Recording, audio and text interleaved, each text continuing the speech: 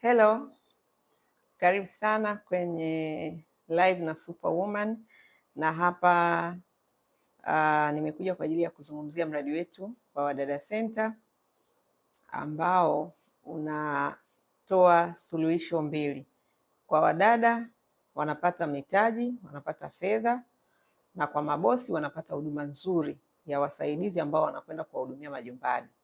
Sasa kwenye video hii hapa nataka kusema na wadada ambao tumekuwa kupitia mradi wetu tumekuwa tunawatrain, tunawaelekeza mbinu na tunawapa maarifa ya namna ya kuweza kufanikiwa katika hatua mliopo, kwamba umekuja kwa ajili ya kwenda kwenye kazi ya nyumbani, lakini kuna sheria, kanuni na taratibu ambazo utatakiwa kuzifanya, ikiwepo ni pamoja na kuwa na maadili mazuri, mtu ambaye una tabia njema. Tabia njema zote zimeandikwa kwenye vitabu vyetu vya dini. Yaani dini zetu zinatulea malezi mazuri sana, zinatufundisha upendo, uaminifu, kutokuwa na ujeuri, kutokuwa na kiburi, lakini pia zinatufundisha kuwa wachapakazi. Tunafundishwa, Biblia inasema asiyefanya kazi na asile. Kwa hiyo ni wajibu wako kufanya kazi ili uweze kujiingizia kipato. Sasa hayo tunapokuwa tunawaelekeza, baadhi yenu mnatuonaga kama wajinga, mnajionaga nyewe wajanja, mnasikia mkiwa kituoni mnatuektia kama dada Lea. Ni miongoni mwa wadada waliokaa kituoni hapa wakaekti vizuri sana. Hatukuona ubishi, hatukuona ujeuri, hatukuona uvivu. Mnakuwa hodari wa kuekti. Sasa mwisho wake utaumbuka tu.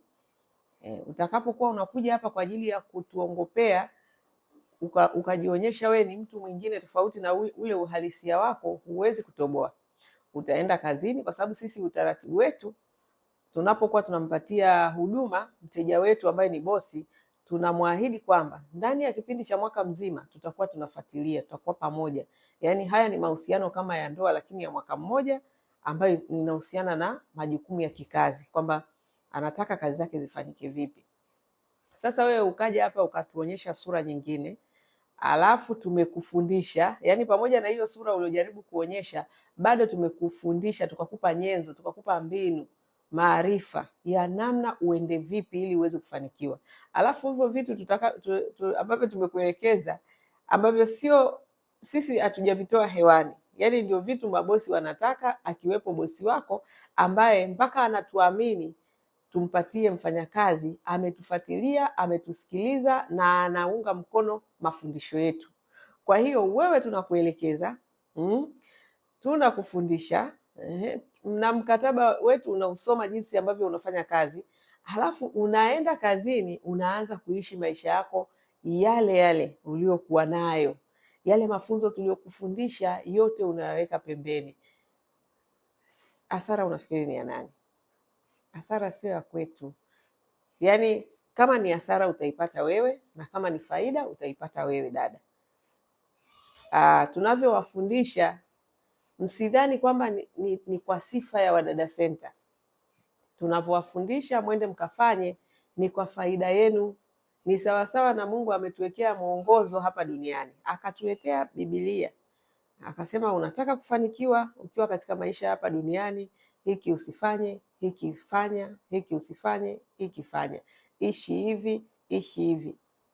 Lakini huo mwongozo si tunauacha, tunaenda tunaishi ya kwetu, tunafanya ya kwetu, na matokeo yake ndio haya matatizo yote ambayo tunayo hapa duniani. Ni kwa sababu tu hatutaki kumsikiliza yule aliyetuumba, yule aliyetuleta hapa duniani na akatuwekea na mwongozo. Tunajifanya sisi binadamu ni wajanja, tumesoma, umeona ndio hawa wadada wanaokuja hapa. Wao hawajui hawa mabosi wanachokitaka.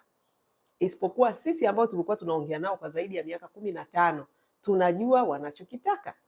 Kwa hiyo ukitaka kufanikiwa katika hatua hii, umeamua kuja huku. Ukaamua kwamba jamani, nimeangalia fursa kote sioni, lakini hii ya Wadada Center naiona pia ni fursa. Kwa hiyo ukaamua kunyanyua miguu yako ukaja huku. Sasa ndugu yangu, ili ufanikiwe huku, unapaswa kufuatilia, kusikiliza, kufanya yale tunayokufundisha. Ukifanya kinyume, hakuna mtu ambaye atakuvumilia, hakuna mtu ambaye atakubaliana na wewe. Kumbuka, mnachovutiwa nacho pia kwa jamii yetu ya Kitanzania ni mshahara. That is number one. Kama Lea alikuwa analipwa 300,000, alikuja hapa akapretendi kama smart dada lakini amefika huko ameenda kuwa worse, ameenda kuwa yani mbaya wa ajabu, yani utendaji na sifa na ujeuri na nini imeenda kuwa zaidi ya dada ambaye anachukuliwaga tu, anaagiza tu dada, unaletewa, unamlipa zako 50,000. Na mimi nawaambiaga ukweli, dada anaweza kuja hapa na makeke mengi anajifanya ni professional, ni smart. Mimi namwambia, wewe ndugu yangu ni wa 50,000, wewe ni mtu wa 50,000 mtaani. Wanakasirika, lakini namwambia ukweli, kwa sababu behavior zake, tabia zake zinakuwa ni mbovu. Kuna mwingine tumemtoa juzi, nafikiri content yake nayo, tulikuwa tumefikia ile stage ya awali ya kufanya kipindi kile, umetokea wapi, umetusikia wapi, kwa nini huko hapa na nini. Lakini tumekaa naye kituoni, tukaona tabia ambavyo tukamwambia hapana, wewe huwezi kufanya kazi kwa wateja wetu kwa hizi tabia. Nenda kajitafakari kama unaweza kuziacha na ukaadapti tabia tunazokuelekeza, kwa sababu binadamu uwezo huo anao wa kubadilika. Okay? Ni kwamba tu tunakuaga na mioyo migumu kama Yesu alivyosema, kwa sababu ya ugumu wa nini? Wa mioyo. Ndio maana watu wanafanya mambo ya ajabu ajabu, ndio maana watu hawafuati kanuni na taratibu ambazo Mungu amewawekea, ni kwa sababu ya ugumu wa mioyo. Kwa hiyo dada, labda uwe ni mgumu wa moyo, yani umeshupaza moyo wako, akili yako, hutaki kuingiza kitu kipya, hutaki kujifunza sifa ambayo ni mbaya sana, kwa sababu kwenye haya maisha unajifunza mpaka siku unayoenda kaburini. Yani siku utakayozima ndio siku unayoacha kujifunza, lakini alimradi uko hai unajifunza kwa njia mbalimbali. Sio lazima uende shule, yani kujifunza sio kwenda chuo kusoma kozi fulani. Unaweza ukaenda chuo na ukasoma kozi ambayo mwisho wa siku haiwezi kukusaidia, lakini katika kuishi na binadamu wenzako kila siku unajifunza vitu vingi, ukivitilia maanani vitakusogeza kwenye maisha yako sana. Kwa hiyo kama ni dada ambaye unakuja hapa Wadada Center, kwa kweli uje na vibe la kutaka mabadiliko, vibe la kujifunza, vibe la kwenda kutoa huduma kwa namna ambavyo sisi tunaelekeza, kwa sababu hivyo ndivyo hao waajiri wanavyotaka, sio sisi tunavyotaka. Wanaotoa hela, wale ambao mnakaa kila siku mnanilaumu niko upande wa mabosi, mimi lazima nikae upande wa mabosi, kwa sababu wale ndio wanaotupa hela na sisi tutafanya wanavyotaka. Sasa unataka tufanye tuwe upande wako wewe, ambaye na wewe ni mtafutaji kama sisi, tukusikilize wewe, yani tusikilize ujeuri wako, tutetee upumbavu wako ili iweje? Hapana. Hata Mungu wetu tunamsikiliza yeye kwa sababu tunataka baraka zake, na usipofuata usipofuata kanuni na maagizo ya Mungu na amri zake huwezi kubarikiwa.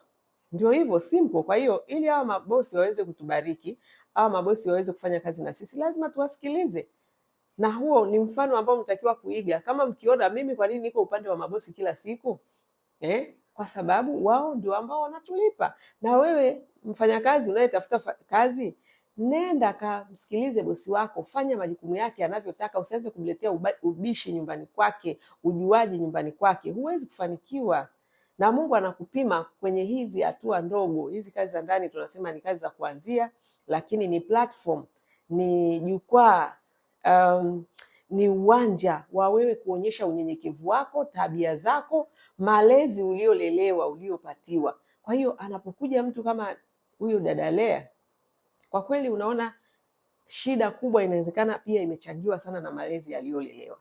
Sababu mtoto ambaye tunaambiwa mlee mtoto katika njia impasayo, naye hata iacha mpaka atakapokuwa mzee. Sasa ukiona mtoto ni mbishi, ni mjuaji, ambiliki, alafu anataka hela, alafu yani anatumia ujanja mpaka wa kutaka kwenda kutumia kwenye mamlaka za sheria, yani kuleta ubabe wa kutaka kupata hela ambazo si stahiki yake. Kwa kweli hiyo ni hali ya hatari.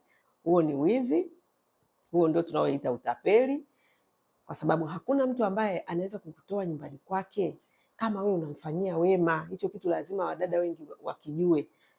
Maana mwingine atasema kama bosi ana shida. Hakuna bosi mwenye shida, my friend. Wewe ndio una shida, unatafuta kipato, unatafuta hela. Kwa hiyo yule anayekupa hela, kuna namna vitu ambavyo anataka umtimizie ili akupe hela yake. Sasa wewe usitake kwenda kufanya unavyotaka wewe alafu tena unataka hela yake. Hapana. Kwa hao mabosi, hakuna bosi yeyote mwenye ukorofi wa aina yoyote. Ni kwamba tu wewe unataka kumuuzia kitu ambacho hataki. Anataka kazi zake ufanye hivi, wewe unataka ufanye hivi. Sasa hivyo unavyotaka ufanye wewe, kafanye kwako, sio kwake. Kwake utafanya vile anavyotaka yeye, kwa sababu ananunua huduma yako, ananunua nguvu zako, ananunua ujuzi wako. Uutumie anavyotaka yeye, sio unavyotaka wewe. Sasa wale ambao wanataka huu ni mwezi wa 3. Kwenye mwezi huu wa 3 tumeingia na tumeboresha huduma zetu. Kwa hiyo kutakuwa kuna training za online na kutakuwa na madaraja tofauti. Kutakuwa na training za VIP na za Premier. VIP tutafanya session kupitia Zoom, okay? Lakini Premier ni kwa wale ambao watataka kuja kabisa kufanyiwa zile physical training. Kwa hiyo kwa sasa tunaanza hivyo na tutaenda tukiangalia kutokana na mwitikio na watu watakao kuwa wanahitaji. Lakini najua kuna wale ambao wanaona kabisa kwamba pengine ni bosi anahitaji kuwekeza kwa dada yake, kumfanyia training, lakini kwa kweli lazima awe ni dada ambaye umeshamsoma na tabia njema. Maana usije ukawa umetupa lulu zako, neno la Mungu linatuambia usitupe lulu zako kwa mbwa. Maana dada ambaye ni mshenzi wa tabia, haambiliki, asikilizi, hanini, alafu unatoa hela kwenda kumfanyia training, unapoteza hela yako. Ndio huko kutupa lulu zako kwenye nini? Kwa mbwa au nguruwe. Wakazikanyaga na baadaye wakafanya nini? Kuna hilo neno liko kwenye Mathayo nakumbuka. Kwa hiyo kwa mabosi ambao mtapenda kuwafanyia training wa dada wenu, niko hapa kwa coach, niko hapa kwa train. Lakini tutakuwa na hiyo, kuna VIP, kuna premium, na wale ambao wanahitaji hii miongozo. Huyo sasa ni mtu tu anataka mwongozo tu peke yake.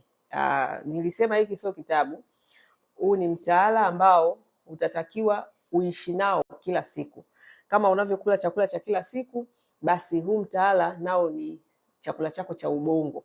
Kwa hiyo gharama yake ni $100,000 kwa wale ambao watataka mtaala tu. Yaani huyo hataki kuja kwenye training wala kuwasiliana kwa ajili ya hizo training. Sio wa VIP wala sio wa premium. Wewe ni wa kawaida tu, nasema mimi nikiupata huu mtaala na kuelekeza namna ya kuutumia ili uweze kukusaidia, hiyo gharama yake ni $100,000 peke yake. Lakini kwenye hayo madarasa ya VIP na premium, gharama zake ziko tofauti. Mimi natafuta kazi, nipo Mtwara, lakini popote naenda, wasiliana na namba zetu za simu, utaelekezwa utaratibu. Yeah. Kwa hiyo kwa upande wa wadada nitoe tu rai, kwa sababu bado safari ni ndefu sana ya kufanikiwa, kwa sababu wadada wengi bado wana fikra ambazo haziko sawasawa. Fikra zetu haziko sawasawa, haziwezi kutusaidia tukafanikiwa. Utapoteza muda, unakuwa ni mtu ambaye wewe unazunguka kwenye nyumba za watu. Utatoka nyumba hiyo na utakuwa wewe ni mtu wa kulaumu. Utakuwa unaona watu wabaya, mabosi wabaya, Wadada Center wale wabaya, umeona. Lakini ukweli ni kwamba wewe mwenyewe ndio hujajitambua. Kwa hiyo unataka kujitambua, unataka kupandisha thamani yako, kama ambavyo tumewawekea maongozo yetu unaosema, unaokuuliza unataka kulipwa zaidi, basi wekeza. Okay? Kulipwa zaidi ni lazima uinvest. Lazima uwekeze, ujifunze namna ya kufanya kazi vizuri, lakini ni maadili gani ambayo yanawapendeza watu. Maana unaweza ukawa unaweza kufanya kazi lakini maadili yakakuangusha, tabia zako zikakuangusha. Kwa hiyo hayo yote yako kwenye mwongozo wetu, eneo la maadili, tabia nzuri, lakini na eneo la uchapakazi na jinsi ya kuifanya hii kazi kiprofessional, kiweledi. Yote tumekuwekea kwenye mwongozo wetu, ambapo kwa dada ambaye anataka kufanya investment ya maana kabisa, kabla hujanunua kiwanja, maana wadada wengi ni mahodari kweli, kununua kiwanja, kusaidia ndugu, kwenda kuanzisha biashara, investment kubwa ni wewe kwanza kujitambua ni namna gani katika haya maisha uende, ili usiwe unarudi nyuma, usiwe ni mtu wa kukataliwa. Okay, unaona dada kama huyu alikuwa amepata kazi, namzungumzia dada Lea hapa kwa sababu hiyo ndio hot content ambayo iko kwenye platform zetu. Dada Lea amepata kazi ya 300,000. Jamani, tusidanganyane kwamba 300,000 ni hela ndogo, tusidanganyane hata kidogo ya 300,000 kwa kazi za ndani ni hela nyingi sana, kwa sababu 95% ya watu mnaoangalia nafikiri content zetu amlipi wa dada 100,000. Yani 100,000 hamjafika, mko kwenye 60, 50 hapo 60, kuendelea hapo, top ni 100,000. Sasa kama mtu unaweza kweli, mdada unapata bosi anakulipa 300,000, hivi kweli ushindwe kumnyenyekea, ushindwe kumsikiliza, ushindwe kufanya majukumu yake vile ambavyo anataka? Hicho kiburi kinakusaidia nini? Hicho kiburi chako kitakupeleka wapi? Nataka kazi, niko Zanzibar, wasiliana, namba zetu za simu ziko kwenye profile. Kwa hiyo wadada wengi bado wana mitazamo hasi kuhusu kazi, na nafikiri ni kazi yoyote, sio tu kazi za ndani. Sisi tuna asili ya uvivu, okay? Especially wanawake. Wanawake tumelelewa kusubiria wanaume watuhudumie, kusubiria hela za wanaume, wakati Mungu ametupa maarifa, ametupa akili, ametupa nguvu za kuweza na sisi kupambana, na actually ametupa cheo cha usaidizi, ambaye huyu mtu ni mtu mwenye uwezo, ni mtu mwenye nguvu, ni mtu mwenye tija. Hasaidii tu kufua boksa na kupika. Malipo makubwa yanaendana na nini? Malipo makubwa ya kitu gani? Huyu wewe sio msaidizi wa kufua tu boksa, ni msaidizi ambaye unapaswa kusaidia hata kwenye shughuli za kiuchumi za nyumbani. Familia mnayoijenga, kama kweli mnajua mnakokwenda, mnahitaji maendeleo ya familia, hayo maendeleo, malipo ya kazi za ndani. Nirudi. Malipo makubwa yanaendana na nini? Malipo ya kazi za ndani yanaendana na nini? Yanaendana na thamani inayotolewa. Dada ambaye hapa kwetu dada analipwa 500,000 ni professional, kwa hiyo anafanya kazi zake kiweledi. Alafu kuna smart anayelipwa 300,000, na yeye pia analipwa kutokana na thamani anayotoa. Dada smart hapaswi kuwa na hayo matabia ambayo tumeyaona kwa Lea hata dakika moja, na wako smart wengi ambao wako kazini wanatoa thamani. Kwa hiyo dada smart ni dada ambaye haelekezwi, anajiongoza, anafanya majukumu yake bila kusimamiwa, na ana manage nyumba, ni house manager. Kwa hiyo hiyo ndio thamani anayotoa, kwamba anakutoa kwenye kuwaza sana mambo ya nyumbani, una focus kwenye kuwaza biashara. Kwa hiyo ni thamani ambayo anaitoa. Hao 500,000 unalala huko huko au ni wakwenda na kurudi. Soko la Tanzania, wazazi wengi, wanafamilia wengi wanahitaji wafanyakazi wa kukaa, live in, sio wakwenda na kurudi. Kwa hiyo wawe ni 500,000, wawe ni 300,000, wawe ni 1,150,000, wote 99.9% waajiri wengi wanahitaji wadada wa kulala, sio wakutwa. Na 500,000 ni watu ambao, yani hawa sasa ni wale professional ambao nafikiri tukiangalia kwenye sekta mbalimbali, kwa mfano kuna malezi, kuna usafi, kuna kupika. Hawa huwa tunawarate na wale ambao wanafanya kazi kwenye 5 star. Kwa mfano kama ni hoteli, usafi na mapishi tunachukua mfano wa kwenye 5 star, kwamba pale ukienda utakuta hoteli iko safi, vitanda vimetandikwa vizuri, unakuja kusikilizwa unahitaji nini, yani unasikilizwa kwa skills za huduma bora kwa mteja. Okay, unafikiri ukienda hoteli unaona jinsi unavyochangamkiwa. Kwa hiyo hawa watu wanaofanya housekeeping na mapishi tunawachukulia kwenye level hiyo, kwamba ni kama wafanyakazi ambao tunawakuta kwenye haya mahoteli makubwa. Wa malezi tunachukulia kama wale watu ambao wanalea watoto kwenye hizi shule za awali. Unachukua mtoto wako uliomzaa wewe mwenyewe, huwezi kumfundisha a e i o u, na vitu vingine vingi. Watoto tunawapeleka shuleni, hata diaper hawajaweza kubadilisha, hawajaweza kwenda wenyewe kunanii, yani hawawezi kujisaidia kwa vitu vingi, lakini tukiwapeleka shule, after some time unaona mtoto anaanza kujua kusoma, unaona mtoto anajua kujitegemea, anaanza kufanya vitu ambavyo wewe mwenyewe kama mzazi hujavifanya. Kwa hiyo tunaposema ni dada wa malezi, ni dada ambaye atakusaidia katika ukuaji wa mtoto katika maeneo yote. Eneo la kiafya, lazima awe ana uwezo wa kujua vyakula gani sahihi vya kumpa mtoto ili mtoto aweze kupata afya nzuri. Lakini eneo la social, aweze kujua ana interact vipi na mtoto ili mtoto aweze kuwa na competence kwenye eneo la social. Lakini spirituality pia inabidi eneo hilo mtoto naye akuwe na maadili ya kiroho. Huko ndiko tunakojenga upendo, uaminifu, uadilifu. Okay? Ni kwenye mambo ya kiroho. Kwa hiyo lazima huyu dada kiroho pia awe ana skills za kujua kwamba huyu mtoto namjengaje ili aweze kuwa na hofu ya Mungu, aweze kuwa ni mtoto ambaye anachukia maovu. So huyo ndio mtu wa malezi. Okay? Kwa hiyo hao wanalipwa 500,000. Hao professional, awe ni wa malezi, awe ni wa kupika, au awe ni wa usafi, housekeeper. Ala kubariki dia.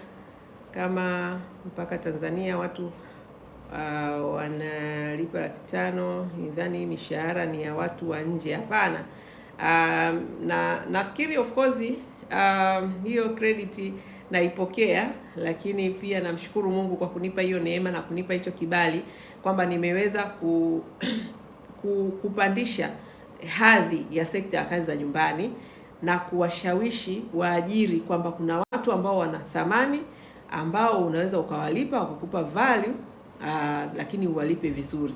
Kwa hiyo kwa Tanzania nafikiri ni Wadada Center peke yake ambayo wadada wa kazi za ndani wanaweza wanalipwa huo mshahara wa 500,000, 300,000, lakini kwa kawaida bado mishahara ya kazi za ndani kwa sehemu nyingi bado ni hizo hela za, yani tuseme labda laki sasa hivi ndio inaonekana kama wanalipa laki, lakini 80,000, 70,000, 60,000, 50,000 hivyo bado ni sehemu nyingi sana wanalipa hivyo. Lakini sisi tumebahatika okay kupata kibali mbele za Mungu, na of course tunaweka juhudi ya kuhakikisha tunatoa thamani. Okay, maana Mungu alishatupa kila kitu. Sasa ni sisi kuhakikisha tunajua watu wanahitaji nini. Kwa wadada hawa wa kawaida tulipata hiyo experience kwamba kuna watu walikuwa wanahitaji zaidi ya wadada kawaida. Kwa hiyo tulivyogundua hivyo tukaanza kuwatambulishia kwamba okay, ili upate dada ambaye sio wa kawaida inabidi umlipe mshahara ambao pia sio wa kawaida. Uwezi ukawa unataka dada bora alafu tujibu kidogo basi. Nimejibu au nijibu nini tena? Nimeshajibu hapo.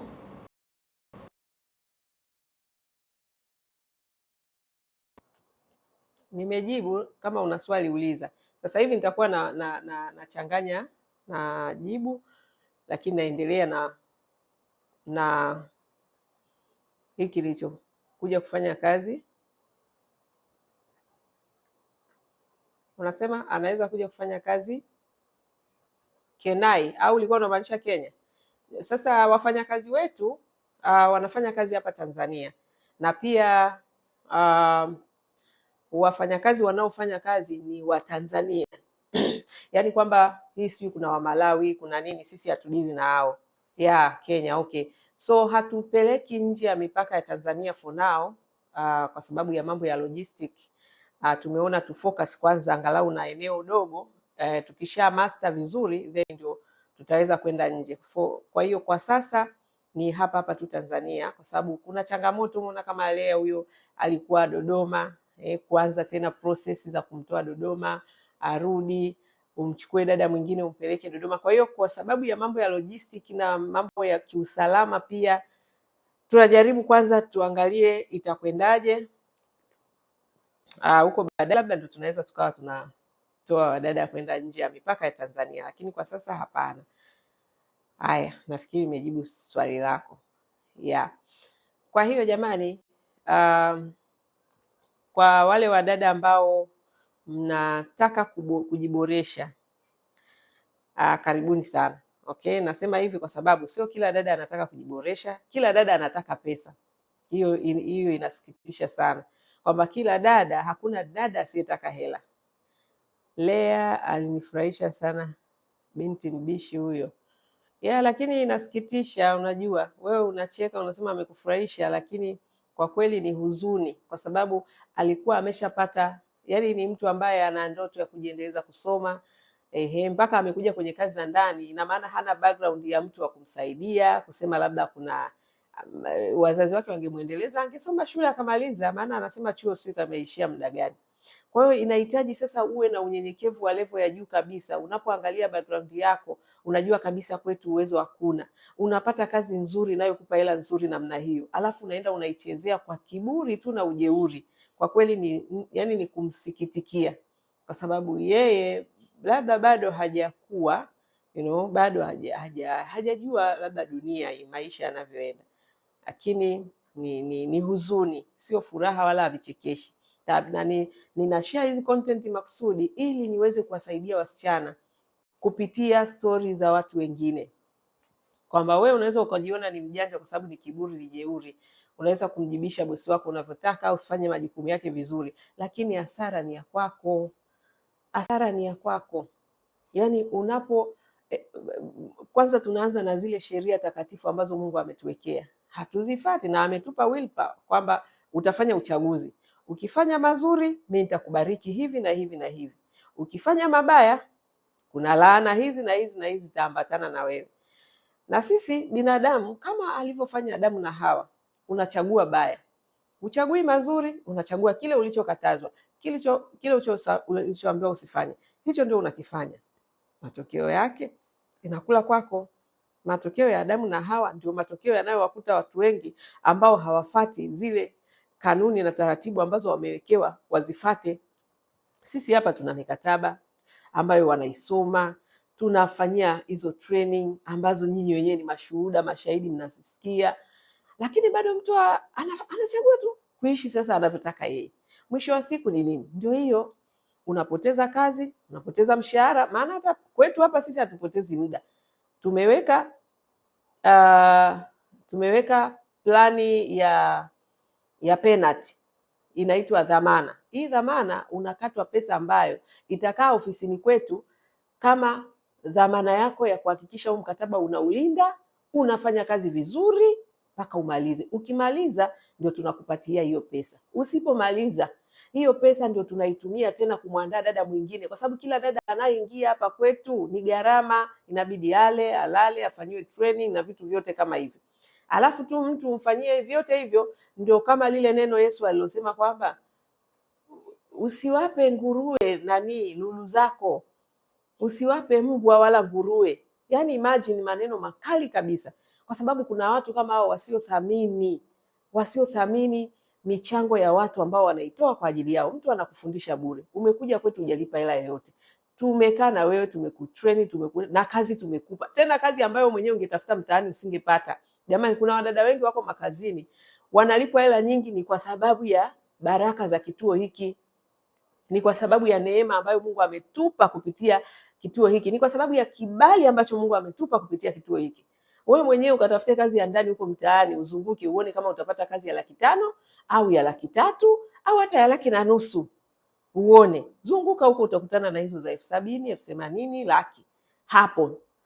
Sasa bado tena ushindwe kuwa mnyenyekevu, ushindwe kuthamini kweli? Hapana. Sisi hapa kwetu bwana, kuna kitu kinaitwa dhamana. Mishahara yako mwanzoni pale utakatwa pesa ambayo itakaa hapa. Tunasema kama wewe ni mtu ambaye una malengo, umekuja hapa unasema labda mimi nataka nikusanye mtaji wangu kama milioni 2, 3, nasema basi moja ya pesa yani sehemu ya hela yako itakaa hapa kwenye kituo chetu. Si unatafuta mtaji? Basi hela itakuwa iko hapa, kwani itaenda wapi? Utaiweka hapa, baada ya mwaka ukiisha utachukua hela yako. Na wengi sana wamepata pesa zao, wamerudishiwa, isipokuwa tu wale ambao ndio hao design za kina Lea, ambao hawafatagi utaratibu, wanakuaga wajeuri, wanakuaga wanataka kuwapanda mabosi wa watu kichwani, au kwa kweli huaga dhamana zao zinaenda na maji. Tunachukua hiyo pesa, tunaanza kumwandaa mtu mwingine, anaingia na yeye kwenye mfumo, anaandaliwa, natumia gharama zetu, anaenda kazini, tunampatia boss replacement, mtu mwingine, lakini na yule pia dhamana yake inakuja hapa. Yani hivyo yeye akibahatika kumaliza mkataba, pesa yake anakuja kuichukua. Akaishia njiani kwa sababu zake za uzembe, uvivu, ujeuri, tabia mabovu mabovu, na tulimsaidia, tulimfundisha na kumwelekeza, hiyo itakuwa imekula kwake. Kwa hiyo mimi niko hapa kwa ajili ya kuwatrain, na nawatrain kwa faida yenu, kama Mungu alivyotupa mwongozo wa Biblia kwa faida yetu sisi binadamu. Lakini kwa sababu tunajifanya wajanja, tunajifanya wajuaji, yale tulioambiwa, tulioagizwa na Mungu tusiyafanye, ndio tunayoyafanya. Matokeo yake ndio hivi, unaona dunia inalia vita kila kona. Kila kona ni vita, hakuna amani, hakuna, yani hizo amani zilizopo ni amani za mchongo, lakini kiukweli kuna shida kubwa duniani. Chanzo chake ni hiyo tu, tuliacha kufuata maagizo ya Mungu. Wewe pata picha, kila binadamu, kila mwanadamu angeishi kama Biblia inavyosema, tungekuwa na shida kweli kwenye dunia hii? Kusingekuwa na wizi, kusingekuwa na mafisadi, kusingekuwa na tabia za ajabu ajabu, watoto kulawitiwa, sijui kubakwa, sijui maukatili aina mbalimbali.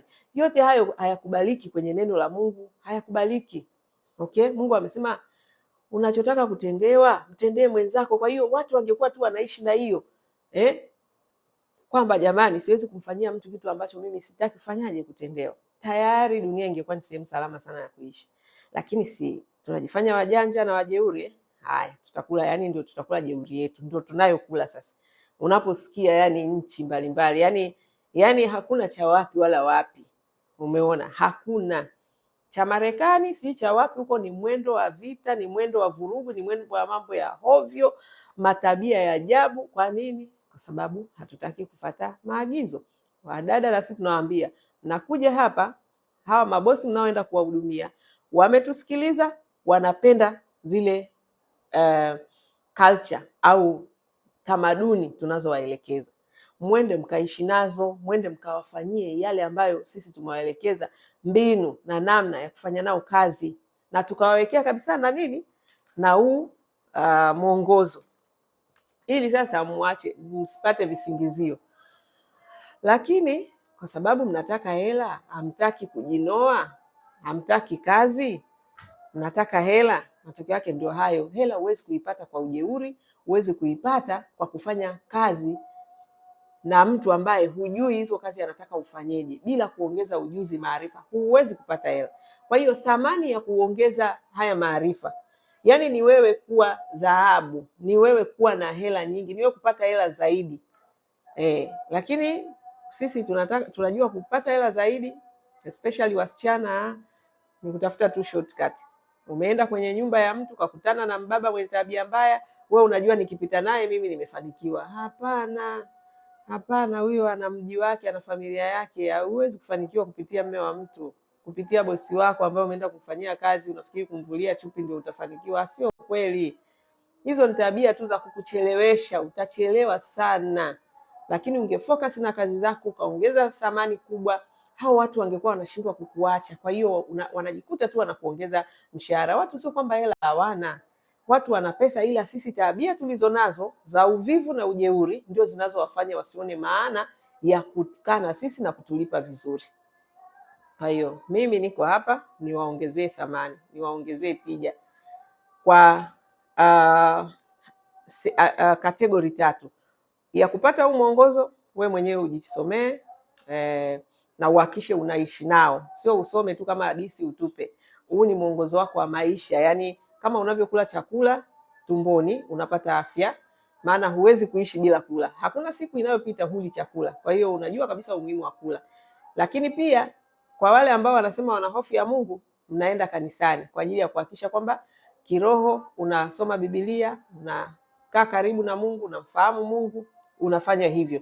Kiakili pia kwenye hicho unachokifanya sasa hivi, unafanya kazi za ndani, lazima ujue majukumu ya kazi za ndani kwa ustadi mkubwa pamoja na nidhamu. Yani hiyo kazi ya ndani uifanye, lakini ikiwa inaambatana na nidhamu ya hali ya juu na heshima.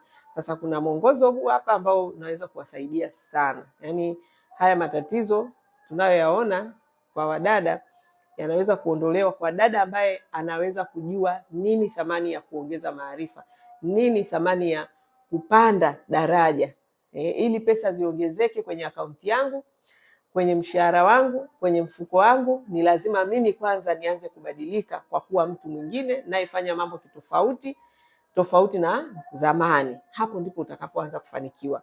Kwa hiyo ni moja, kwamba unapata huu mwongozo, hakuna kingine, ni mwongozo na wewe unatumia muda wako kujiendeleza, kujisomea mara kwa mara. Hadi ukiwa kwa mfano ni dada tunasema traditional, umekaa kwa bosi mwaka mzima ukiwa unafanya kazi kwa kutumia mwongozo huu, automatic unakuwa dada smart. Yani unatoka kulipwa 1,500,000 unaenda unakuwa dada wa 300,000. Na kama dada wa 300,000 hivyo hivyo umechukua huu mwongozo ukaanza kuishi nao, unaupitia kila siku, unafanyia kazi yale unavyopata zile awareness, kwa sababu ukisoma unapata mwanga. Kumbe hichi kitu nitakiwa nifanye hivi, kumbe hiki nafanya hivi, lakini kumbe inatakiwa iwe hivi. Alafu sasa unafanya vile ambavyo tunakuelekeza namna ya kufanya. Ndani ya mwaka mmoja ulikuwa ni smart dada, unatoka hapo unaenda kuwa professional dada. Kwa hiyo unatoka kulipwa 300,000 unaanza kulipwa 500,000. Ndio thamani ya huu mwongozo. Okay? Huu ni mtaala, sio kitabu, sio maandishi tu, sio pepa tu. Huu ni mwongozo, ni barabara, ni ramani ya kukufanya wewe uweze kupanda daraja na kupanda thamani kila siku katika maisha yako. Nyingine sasa ni kupata session na mimi. Session moja itakuwa ya VIP, itakuwa ni ya Zoom. Tutawasiliana kama tunavyowasiliana, lakini tutazungumza, tutaelekezana namna ya kuweza kufanya hivyo vitu kwa ubora. Kwa hiyo kutakuwa na hiyo Zoom ni ya VIP, na kutakuwa na premium ambayo sasa ukitaka unakuja Wadada Center, tunakufanyia intensive training hapa Wadada Center. Okay, kwa hiyo kuna hiyo premium ya Wadada Center, unakuja kituoni. Hiyo VIP tunakuwa tunafanya kupitia Zoom. Hautaki hizo premium VIP, kuna hii normal ambayo utapata tu mwongozo, shughuli imeisha, wewe utaendelea. Sasa nitakuguide, kama nilivyosema hapa, kama nilivyosema kwamba huu mwongozo usiusome kama hadithi ukauweka. Hapana, huu ndio unaishi nao kila siku. Yale tulioelekeza hapa unaanza kuya practice, kwa sababu ubongo wa mwanadamu una kawaida, kitu ambacho ni kigeni unakuonyesha kama ni kitu kigumu, lakini eventually ni kama unavyoanza kufanya mazoezi. Kama umewahi ukifanya mazoezi siku ya kwanza unasema siamki siku ya pili, na kweli siku ya pili utakuta mwili unauma vibaya mno, lakini unajisukuma siku ya pili, siku ya tatu, ukimaliza wiki, yani unashangaa, unatamani siku panakucha lini ili niamke niende mazoezini. Kwa hiyo hata haya utakapoyasoma utaanza kuona, mimi nitaweza kweli? Haya yote nitaweza? Okay, lakini unaweza, utaendelea kurudia tena ndani ya muda. Yani ukiwa na huu mwongozo ndani ya mwezi wa kwanza tu, wewe ni dada mwingine kabisa, na bosi wako anaweza kushangaa kama ni wewe. Yani anaweza akaona kitu kingine tofauti ndani ya nyumba yake, na baada ya hapo anaweza asikubali kukuachia. Kwa hiyo ndio hapo tunaposema unataka kulipwa zaidi, bosi anaanza kukuuliza, una mpango gani? Tunafanyaje? Tuongeze mshahara, kwa sababu anaona thamani unayompa. Sio tena mastresi, sio tena ubishi, sio tena kiburi. Anaona vitu vyake vinaenda, na we mwenyewe sasa hivi huwezi kufanya kwa sababu si ujui. Lakini utakapokuwa umepata huu mwongozo, utakuwa unafanya vitu unamsurprise bosi wako, anashindwa kuelewa, jamani, kwani huyu dada imekuwaje? Na hivyo ndivyo tunavyopandisha thamani. Thamani haipandi tu hivi hivi, na hivi vya kusikiliza tu hapa sio, haviwezi. Yani mara nyingi vitu ambavyo unavipata bure, tunasemaga huaga pia unavichukulia poa. Vitu vya bure bure hivi vinakuaga tu, vinaingilia hapa, vinatokea hapa, unaendelea na maisha yako. Lakini once unapotoa, unalipia kitu, inategemea. Ukilipa hela ndogo utachukua attention kidogo. Ukilipa hela ambayo imechangamka, utaanza yani unafuatilia, yani moyo wako, akili yako, kila kitu chako kiko hapo. Kwa hiyo vile unavyopay attention, ndio maana Biblia inasema moyo wako upo kwenye nini? Neno nimesahau. Yani ilipo nini?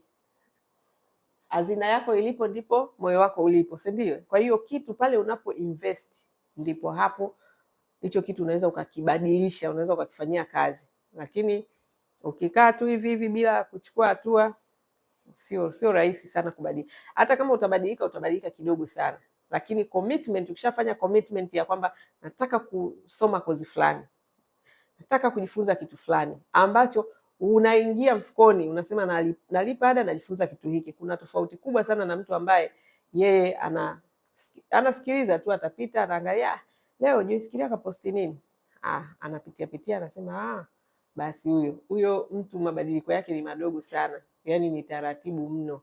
Lakini yule anayesema jamani, nataka nimpate ule mwongozo, au nataka niingie kwenye hii kozi au nataka niingie kwenye, yani wewe ni mtu ambaye attention yako inakuwa ni kubwa na mabadiliko yako yatakuwa makubwa.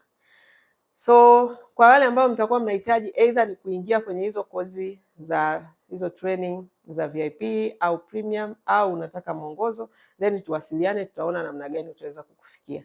Unless otherwise, kesho tutakutana kwa ajili ya nilisema hizi program ninazifanya mapema kidogo, ili jioni nataka nifanye programu hii.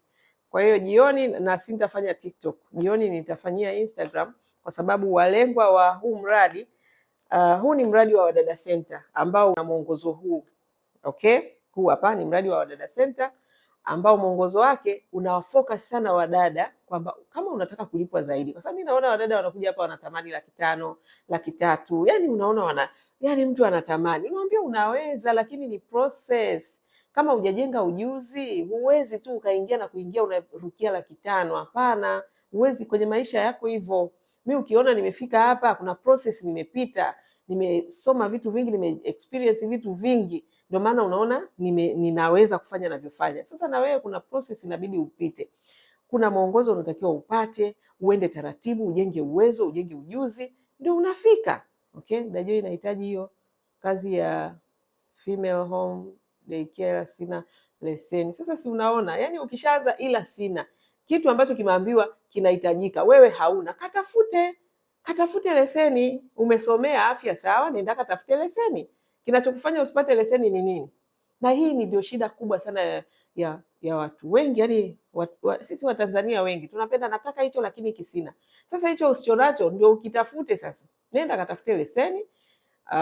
Huna leseni, sijui leseni ni gharama, ndio uje ufanye kazi hapa traditional dada au smart, kwa sababu hiyo unayoiomba wewe ni level ya professional 500,000. Why unaomba kitu ambacho huna vigezo vyote? Tafuta hiyo leseni ili sasa uwe umekamilika, alafu uwe na confidence kwamba mimi katika level yangu ya utaalamu wangu nina kila kitu.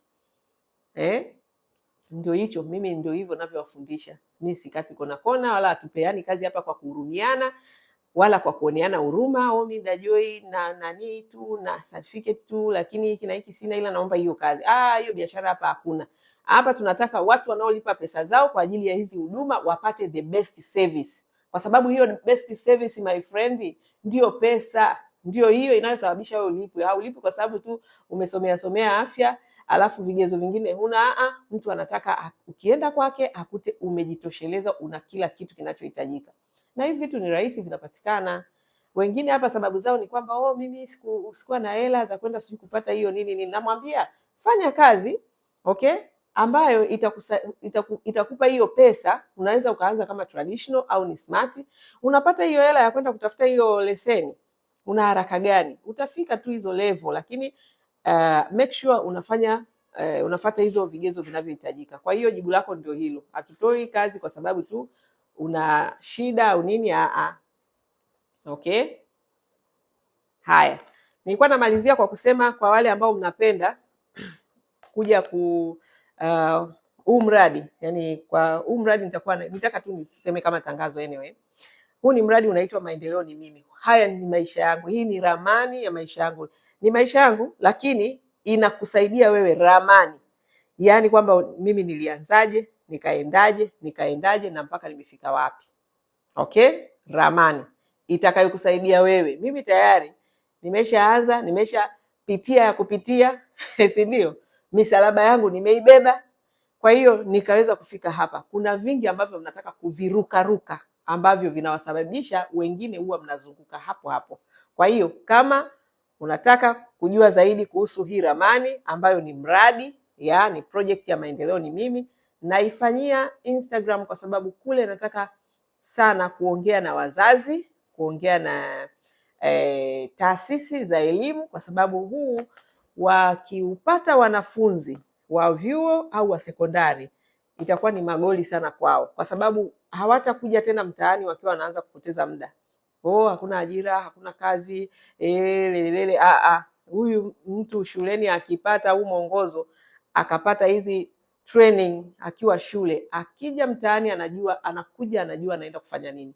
Na biashara kwanza kusema tena sijui kazi hamna, biashara hamna, hakuna. Atakuja anaziona fursa 800,000 ambazo atazigrab, atazifanyia kazi na zitabadilisha maisha yake completely.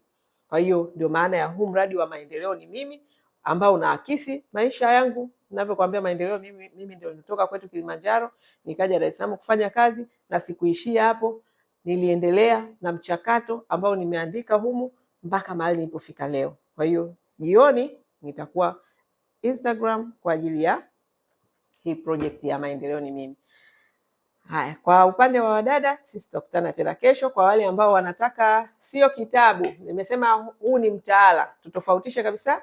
Vitabu viko huko vya 10,000, 5,000, 20,000 vipo. Huu ni mtaala. Mtaala ni ramani itakayokusaidia namna ya kuweza kupandisha thamani yako hapo papo kwa hapo, yaani haina mchezo. Kwa hiyo mtaala huu ni 100,000. 100,000 ambayo utaitoa sasa hivi ukapata huu mtaala ukaufanyia kazi, itakuzalishia hela nyingi sana, kwa sababu utaanza kulipwa sio kawaida.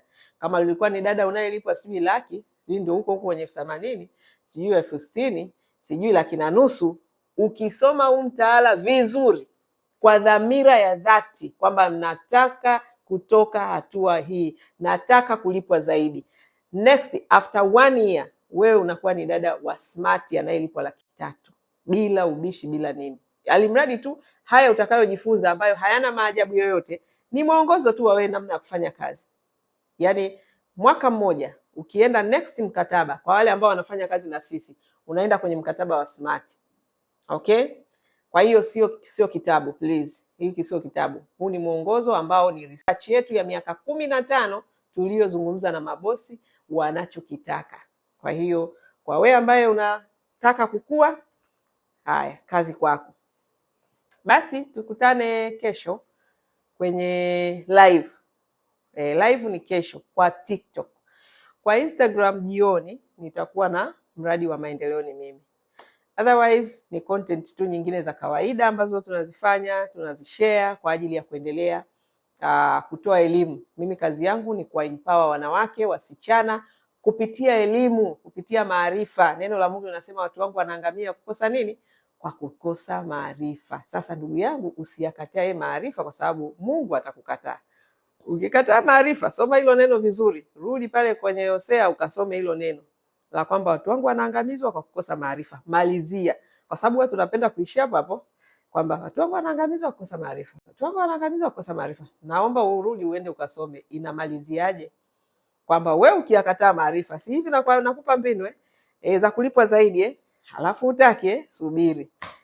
Nenda kamalizie mstari kitakachotokea au kinachoendelea. Kwa kuwa umeyakataa maarifa inakuwaje? Unakataliwa wewe na kizazi chako. Jamani, hii Biblia ni wakati mwingine, na huo ndio ukweli. Maana wewe huna maarifa, watoto unaowazaa unawafundisha nini? Kwa sababu watoto tunawafundisha tunavyovijua.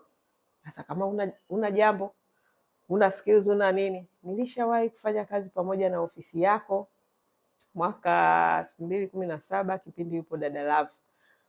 Okay. Haya, karibu tena. Karibu tena. Endelea kuwa balozi wetu. Napenda kusikia hizo shuhuda za watu ambao walishafanya kazi hapa na mradi wetu na wamebadilisha maisha yao. Dada Joyce, shikamoo. Kuna kakaangu anataka dada wa kazi mzuri, naomba namba yako. Namba iko kwenye profile. Karibu sana, namba yetu iko kwenye profile hapo. Ingia profile uipate. Wewe andika tu message, jamani tunahitaji dada wa kazi, ofisi yetu itakupigia. Au kama ukipiga pia, kwa sababu mara nyingi simu zinakuwa ziko busy. Ukipiga usikate tamaa. Ukiona iko busy, acha ujumbe ila sema ulichokuwa unakitaka. tulikuwa tunahitaji huduma ya dada au tulikuwa tunahitaji kazi, yote utajibiwa. Karibu sana. Haya, singetaka kuendelea kaa sana hapa kwa sababu nimeshaaga. Tukutane baadaye kama uta switch kuja huko nani, tutaonana, lakini tutakuwa na mradi mwingine, ajenda nyingine ya vijana kuacha kulialia eti hamna kazi, hamna ajira. Hiyo mpumbavu, ni ujinga wetu tu ya ujinga wetu ndio unatufanya tuseme hakuna kazi, hamna ajira, hamna nini, lakini fursa zimetuzunguka kibao ambazo Mungu ametuwekea na watu wazuri ambao wanaweza kututoa hatua moja kwenda hatua nyingine, lakini sisi kwa sababu ya ujinga wetu na kiburi chetu ndio tunabaki tunalialia. Kwa hiyo tukutane kule kwa ajili ya kuwawashia mwanga. Unajua tumeagizwa kuwa mwanga, kwa hiyo kuwa mwanga kwa vijana, wanawake. Hii sasa nitakuwa nazungumzia masuala yanayohusiana na fursa kwa ujumla, kwa sababu ni kutoka zero up to hero. Mradi unaitwa Maendeleo ni Mimi, kutoka dada wa kazi mpaka CEO. Kwa hiyo na imani kabisa naweza kutengeneza ma CEO. Yaani watu ambao leo wanalalamika hawana kazi, kupitia huu mradi wanaweza kuwa ma CEO wa kesho, wa kesho kutwa. Kwa nini? Kwa sababu na mimi nilikuwa nimetoka huko, sikuwa na kazi, sikuwa na shule, sikuwa na nini. Shule huna, unaandika vitabu gani? Shule ipi? Sina labda. Shule sina ipi? Ndio utafute sasa uone nilichoandika. Kwanza tu maisha yangu yenyewe ni shule tosha. Yaani huna adabu. Au nyie wenye makaratasi mnazunguka nao mtaani, nyie ndio mna shule. Mimi ambaye na darasa la 7 nina taasisi, naajiri watu, nabadilisha maisha ya watu. Sasa shule ni ipi? My friend, degree, the best degree ni maisha. Okay? Ukiweza kuishi maisha, ukaweza kubadilisha maisha yako, ukaweza kujitegemea. Okay? Ukaacha kutegemea ndugu, ukaacha kutegemea mabwana, ukaacha kutegemea serikali. Hiyo ndio the best degree. Sasa wewe shule huna, ndio hayo makaratasi na information ambayo umejaziwa, lakini mmejazana mtaani, mnalia na serikali, mnailaumu serikali, mnasema hakuna kazi. Sasa haya ndio mambo ambayo tunakutana nayo hapa kwenye Maendeleo ni Mimi. Ndio utajua shule ninayo au shule sina.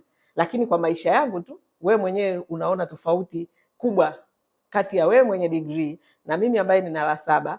Tofauti ni ipi? Matendo yanaongea. Okay? Utawajua kwa matendo yao, utawajua kwa matunda yao. Shule zetu ziseme, mimi mwenye darasa la 7 na wewe mwenye degree, nionyeshe hiyo degree yako umesaidia nini jamii? Umetatua changamoto gani? Una kitu gani? Zaidi ya kunionyesha ulichonunuliwa na bwana au na baba au na ndugu, huo ni utopolo. Onyesha wewe initiative yako wewe kwa kutumia akili zako ambazo Mungu amekupa wewe. Umefanya nini? Umeifanyia nini Tanzania? Alafu mimi na wewe tusimame. Nina darasa la 7, yes. Wewe una degree, si ndio? Maana wewe shule huna, wewe si una shule. Tusimame, onyesha wewe ni nani. Kwanza nani anakujua? Joyce Kiria uliza Tanzania. Tanzania nzima uliza Joyce Kiria ni nani? Wewe ni nani? Who are you? Si una shule? Wewe ni nani? Pumbavu kabisa. Nyie ndio mnakuja hapa kwa ajili ya kutaka kukatisha watu tamaa. Mimi tamaa sikati, nitakunyoosha vile vile. Na nakulamba na block kwa sababu hayo mavimavi yako sitaki kabisa. Yaani sitaki kabisa hizo energy. Okay? Na sitaki kabisa mtu ambaye yuko hapa, umesijui una shule yako ndogo, darasa la 7, mtu asije akakudharau. Shule sio hizo takataka ambazo wanaenda kujaza kichwani, alafu wanakuja kudharau watu ambao wamebadilisha maisha ya watu, watu ambao tuna miradi ambayo inabadilisha maisha ya watu, watu ambao tunasaidia jamii zetu, alafu mtu anakuja anakuambia huna shule. Yeye aliyekuwa na shule ana nini? Ana nini na hiyo shule yake? Ana makaratasi kichwani, amebaki kupanua miguu. Maana hizo ndio biashara kubwa walizonazo, za kutanua miguu, kahaba, umalaya, ushenzi. Wana nini wanachokifanya na hizo shule zao? Hebu wasituletee upuuzi kabisa. Wewe mwenye darasa la 7 wenzangu, kaa kwa kutulia, furahia maisha.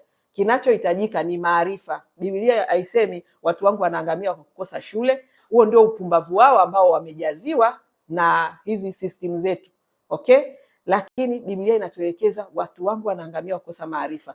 Mambo niliyoyaweka kwenye miradi yangu, haya ni maarifa.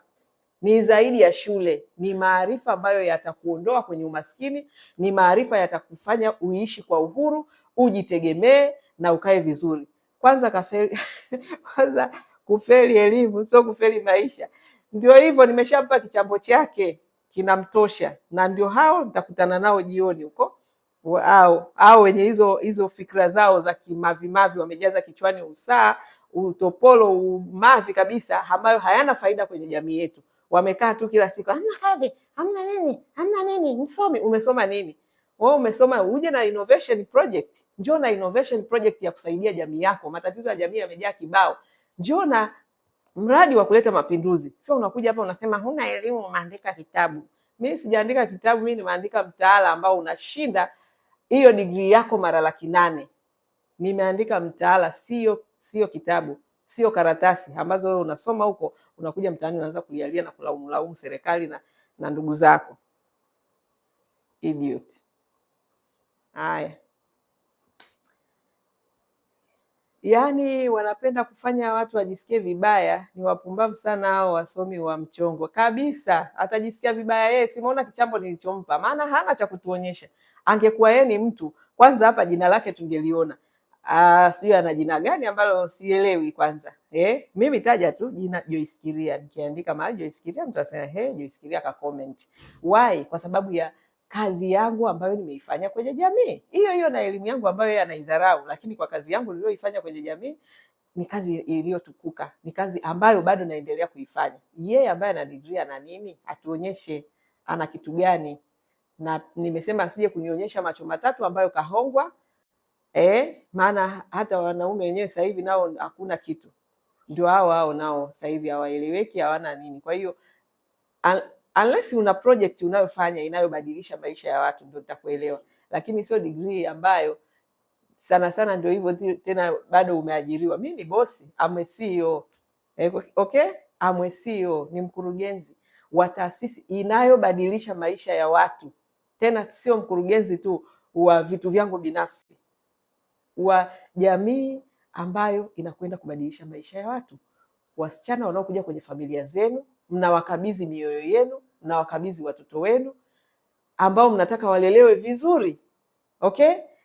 Ninawalea, ninawaelekeza jinsi ya kuja kufanya hizo kazi kwa hofu ya Mungu. Wewe wafananisha na hiyo takataka yako hapo unayoita degree, takataka mavi kabisa ambayo haina faida yoyote nchini hapa. Ina faida gani? Who knows you? Nani anakujua wewe?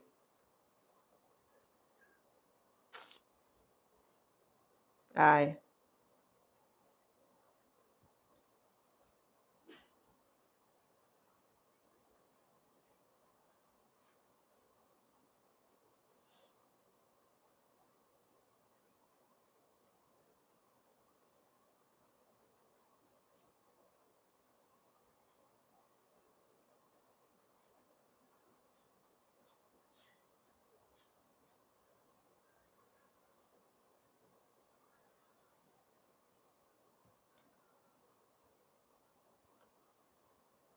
Ilikuwa imepozi ikaniletea sijui pazo gani. Okay. Haya. So jamani, msitishwe na degree hivyo. Hakuna degree, hakuna nini, ni mavi matupu, takataka. Hakuna mtu mwenye degree ana kazi, ana biashara, ana project ambazo anafanya. Lakini hawa wanaokuja kuleta hapa upumbavu wao, sijui elimu una, hao wote hao ndio hao wanaotuletea vurugu kwenye hii nchi kwa kulalamika hamna kazi, wakati wao wameenda kujaza ujinga kichwani uliowawekea ukuta wa kuziona fursa. Hapana, sina matusi ndugu yangu. Matusi yako wapi? Kumwambia mtu ukweli, hiyo degree ni mavi takataka. Wewe mtu anakuja kuniambia hapa huna elimu, umeandika vitabu. Wewe unaona hilo sio tusi? Sio tusi hilo. Yaani yeye kwa akili yake, yaani hiyo ni akili ya binadamu wa kawaida ambaye kwa mradi wangu nilioufanya huu miaka 15, wasichana, maelfu ya wasichana ambao wamepita kwenye mradi wangu, wamefanikiwa kupata mitaji, wamebadilisha maisha yao. Mimi hapa binafsi nimeweza kuanzia kwenye udada wa kazi za ndani wa kawaida mpaka nimeanzisha taasisi ambayo mnaona inafanya kazi ninazofanya. Mtu anakuja hapa ananiambia huna elimu, umeandika vitabu. Wewe unaona hilo sio tusi? Sasa unataka nimjibuje? Yeye aniletee hiyo degree yake. Sasa yeye sikasoma? Maana mtu ambaye ananiambia mimi sijasoma, yeye amesoma. Amesoma kufanyia nini nchi yetu? Hiyo elimu yake ina mabadiliko gani? Au ni mavi? Kwani mavi ni tusi? Kwa sababu kama umeweka vitu kichwani ambavyo havina msaada kwako wewe na jamii yako, ni mavi, ni takataka. Kwa hiyo hilo sio tusi. Huo ndio ukweli mchungu ambao inabidi wausikie hawa watu ambao wanapenda kudharau Elimu sio kwenda shule hizi za kwenda kukariri. Elimu ni namna ya kuweza kupata maarifa ya kunavigate, na ndio maana neno la Mungu linatuambia watu wangu wanaangamizwa kwa kukosa maarifa, sio kwa kukosa elimu. Kuna tofauti kubwa ya elimu na maarifa. Sisi tuna hizi elimu ambazo ni za kufaulu. Kukariri ufaulu mtihani, kariri faulu mtihani. Unamaliza shule, unamaliza chuo, unatunukiwa degree, unakuja na mabega juu, lakini matatizo yaliyoko kwenye jamii yako huwezi kuyashughulikia. Sasa hayo ni nini? Hiyo ni elimu gani kama sio uchafu, takataka kabisa, mavi? Hapana. Kwa hiyo hakuna unyonge hapa. Mimi sitaki unyonge wa kipumbavu kabisa, na ndio maana Mungu anasema pia usiwape mbwa na nguruwe lulu zako, kwa sababu mimi hapa nasaidia watu. Elimu ninayoitoa ni ya gharama kubwa sana ninayoitoa hapa. Sasa huyo ni mbwa na nguruwe ambaye amekuja hapa na kutaka kuninyong'onyesha ili nijione sina thamani. Sasa yeye ndio hana thamani. Kwa hiyo hakuna tusi my friend, ila kuna ukweli mchungu ambao yeye kama ana akili akajitafakari, ameifanyia nini Tanzania? Mimi ninayo mengi ambayo nimeyafanyia nchi yangu na bado naendelea kufanya. We mwenye degree umefanyia nini? Ukija hapa kizembezembe, ndugu yangu, hapana.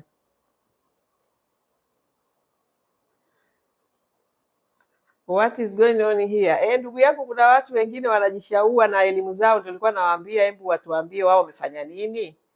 Acha kubishana na watu wasiojielewa. Hapana, sio kubishana ndugu yangu. Yaani hiyo ni kitu ambacho unatakiwa hapo hapo ukiflash chap kwa haraka.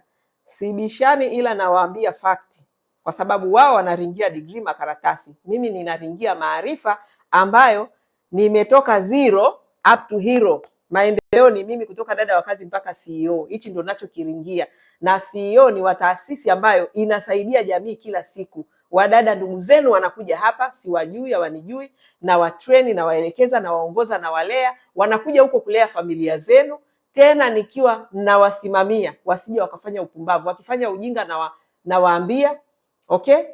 Hiyo ni taasisi kubwa sana, okay? So mtu asije hapa akaanza mimi kutaka kunionyesha kama sina thamani. Tuonyeshane sasa thamani ni nini. Ndio maana nilikuwa namwambia mimi ninafanya hivi na hivi na hivi, wewe njoo unafanya nini? Kipi unachokifanya kwenye jamii? Mimi naweza kusaidia watu wanaenda kuboresha maisha yao. Mimi mtu akikaa na mimi hata bila kuna watu wangapi wananiona kwenye mtandao, lakini through my content wamekuwa empowered. Wangapi? Especially wanawake wengi. So wewe ambaye unaniambia mimi sina elimu, huna elimu, naandika, wewe una nini? Wewe una nini? Tuambiane, wewe una nini? Kwa sababu pia inawafanya watu ambao hawana hayo credential waone kama hawana value. No, value sio credential. Yaani cheti sio value. Ndio maana hata hapa mimi ni mkali sana. Mtu akija hapa anatanguliza cheti chake mbele, ujuzi hana, ni 0, amekuja na mcheti tu, nimesoma, ma-CV, makaratasi mengi na mavyeti. No, tuone ujuzi wako, tuonyeshe kile ambacho unakiweza. Hizi vyeti vitakusapoti, lakini sio vitangulize mbele. Tanguliza ujuzi mbele. Na hiyo ndio shida kubwa tulio nayo ya jamii yetu. Vijana wengi wamejazwa tu kukariri faulu mtihani. Kariri anayo ya kariri, hayawezi kumbadilishia maisha yake yeye wala maisha ya jamii yake. Sasa lazima tupeane ukweli.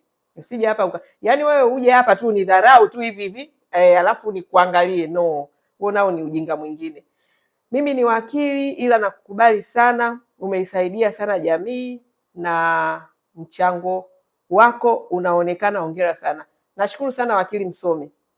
Asante sana kwa kutambua mchango wangu. Na hata wewe ambaye utambui mchango wangu, usije hapa ukanidharau. Yaani hicho ndio kitu ambacho siwezi kukikubali. Yaani usije ukaniambia, ukaonyesha hawa watu nao waongoza, nao wasaidia, nao waelekeza kama I'm nothing. Wewe onyesha unachokifanya ambacho ni bora kuliko hichi cha kwangu, basi ili waweze kukufuata. Anzisha taasisi yako. Kama unataka kuongoza wadada, unaona labda anafaidi sana, au vijana, anzisha kitu, weka sokoni. Mbona mimi naweka vitu sokoni? Naweka vitu sokoni, watu wanaona, wenyewe wanaamua kusema okay, nataka kwenda kwa Joyce kwa sababu hii. Yani weka kitu kwenye market itakutafuta. Lakini usije hapa uanze kuniambia huna elimu. Who told you sina elimu? Nilikuja kwako kuomba nini? Oh, please.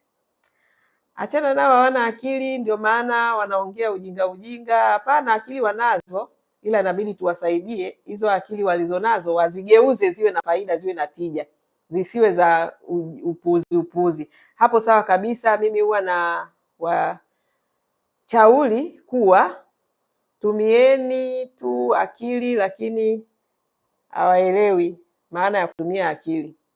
Wanatumia makaratasi, ndugu yangu. Ndio hao akina Lea wakija hapa, mimi nimeishia sijui chuo nini, lakini kuishi na watu ni zero. Ndio wewe atakwambia huna elimu. Yaani unamwangalia mtu kwa background yake, kwamba kwa kuwa mimi sikusoma mpaka chuo kikuu unadhani mimi ni mwenzako. Mimi nakwambia kuna watu wengi mmefika chuo kikuu lakini nawatoa knockout vibaya mno, na sio kwa kujibragi, lakini kwa sababu nimepambana.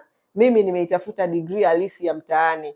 Maisha ya mtaani nayajua, maisha ya sokoni nayajua. Wewe unatafuta degree za theory, nadharia. Una degree yako ya nadharia uliofaulu sana, AA nyingi sana, AA zote toka unaanza shule ya msingi mpaka umemaliza chuo kikuu na A nyingi sana. Lakini mimi na A za mtaani, my dear, na A za mtaani za kutosha. Okay, sasa ndio hivyo. Ipi bora, hiyo ya theory ya nadharia au hii halisi ya maisha? Haya jamani, tuishie hapa. Nafikiri huyo naye amepata nani, amepata dawa yake, si ndio? Yeah, atakuwa amejiongeza, atafikiria kama ataendelea na hiyo tabia ya kuambia watu huna elimu, wakati ni mtu aliyekuzidi maarifa.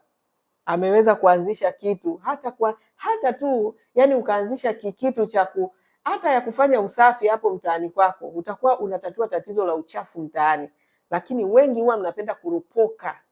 Angalia sasa hivi mitandao yetu, maropoko ni mengi, nothing ambacho kina add value kwenye maisha ya watu, na hao watu wanajiita ni wasomi. Kumaanisha akili sio za shule, wajiongeze, lakini ni bishi inang'ang'ania tu mshahara mkubwa, si ndio? Hapo ndio hicho nachowafundisha, mshahara, ndugu yangu. Ndio hicho nachowafundisha, mshahara ni thamani unayoitoa. Do something, fanya kitu watu wakione, watakupa pesa bila hata kutumia nguvu. Madamu mimi najifunza sana. Haya, karibu sana. Akila yuko wapi? Yuko ofisini. Ndio maana nawaambia chukueni simu kwenye profile, mkipiga huko mtakutana na Akila na wenzake wako ofisini. Jamani dada, hongera mno. Yaani unaweza sana. Amina, namshukuru Mungu.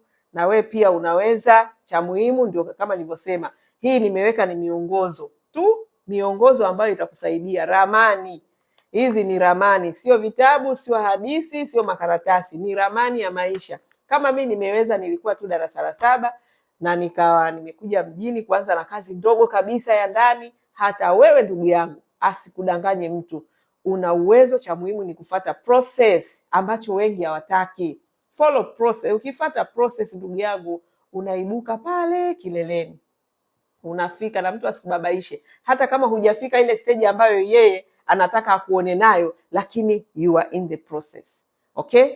Mtu asije akakudharau kwa sababu anakuona sasa hivi, hakuoni labda unatembelea Range Rover, hizo yani vitu vyao vya posh. Lakini kama unajua maisha ni process, na unajua uko katika safari ya maisha, uko katika njia sahihi, uko kwenye mstari sahihi, mjinga yoyote asije akakwambia nothing. Okay? Endelea kufanya kazi zako kwa uaminifu, usijisikie vibaya kwa sababu wewe hujapata vitu ambavyo wao wanataka uwe navyo. Muamini Mungu, endelea kuamini process ya Mungu. Kuna siku na wewe utafika kwenye hiyo stage, kwa sababu hata mimi stage niliyofika leo sio niliyokuwa siku za nyuma. Okay? Yaani kuna kadiri ninavyoendelea naona nakuwa kiakili, nakuwa kifikra, nakuwa kimaono, nakuwa kikazi, nakuwa. Kwa hiyo ndio process ambayo Mungu alituambia, alitufundisha, ametuelekeza. Lakini hawa wapenda shortcut hawa, akishamaliza kukariri hayo aliyokuwa na kariri ya kupata AA, anataka akuone tayari una range, una magorofa, una nini. Hao ndio wanaoishiaga kufanya mambo ya ajabu. Okay? wataishia kwenda kufanya biashara za haramu, mambo ya ajabu. Kama ni wanaume wataingia kwenye maushoga, kama ni wanawake watakuwa kwenye makahaba na kufanya makazi ya ajabu ajabu ambayo hayana baraka. Hao ni kwa sababu gani? They don't trust process, ambayo process ndio maisha. Okay, na hiyo ndio degree halisi, process, sio kukariri vitu ambavyo huji kuvifanyia kazi. Vitu hivyo kariri huko toka umesoma mpaka leo, unavifanyia kazi kwa asilimia ngapi? Haya, anyway,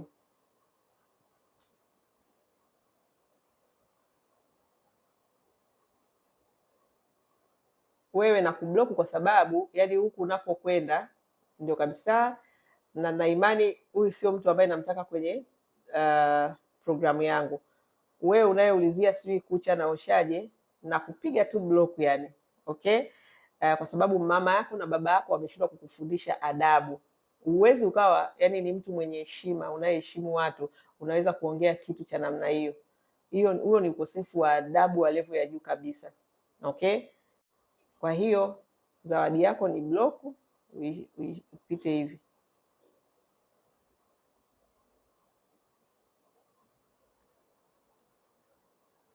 Wewe sio kama yule ambaye anahitaji elimu, maana yule aliyehitaji elimu angalau aliongea kitu ambacho watu wengi wanahitaji kufunguliwa. Wanadhania wanaringia nini? Wanaringia hizo degree zao, lakini wewe unaonekana tu ni mbwa mmoja ambaye yani ni mshenzi usile, ambaye hujalelewa vizuri. Kwa hiyo block ndio zawadi yako, upite hivi na 100. Haya, tumemalizana. Haya, okay. I think for today inatosha. Yeah,